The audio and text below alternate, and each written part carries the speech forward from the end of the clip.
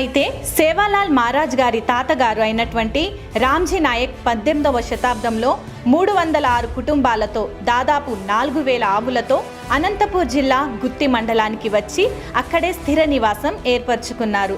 తాండాకు నాయకుడు రామ్జీ నాయక్ కాబట్టి తాండాకు రామ్జీ నాయక్ అనే పేరు వచ్చింది. వీరికి భీమా నాయక్, హీమా నాయక్, ఖీమా నాయక్ అనే 3 పుత్రులు. భీమా నాయక్ అదే సేవాలాల్ మహారాజ్ గారి తండ్రి గారు పెరిగి పెద్దయ్యారు. ఆయనకు పెండ్లి చేయాలని రామ్జీ నాయక్ తండా కార్భారిని పిలిచాడు. కార్భారి అంటే నాయకుని తర్వాత ఎలాంటి నిర్ణయాలు అయినా తీసుకునే అధికారం ఉన్న వ్యక్తి. రామ్జీ నాయక్కి వడ్తే గోత్రంలోని గోరం నాయక్ అనే వ్యక్తికి ధర్మణిబాయి అనే కూతురు ఉందని తెలిసింది. కార్భారిని పంపించి సంబంధం మాట్లాడాడు. అందరూ ఒప్పుకోవడంతో భీమా నాయక్కి ధర్మణిని ఇచ్చి పెండ్లి చేశారు.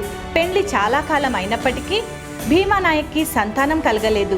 దాంతో ఆయన రోజు జగదంబా మాతను పూజించేవాడు. జగదంబాదేవి అనుగ్రహంతో ధర్మిణీబాయికి 1739 ఫిబ్రవరి 15 సోమవారం రోజున సేవాలాల్ జన్మించాడు.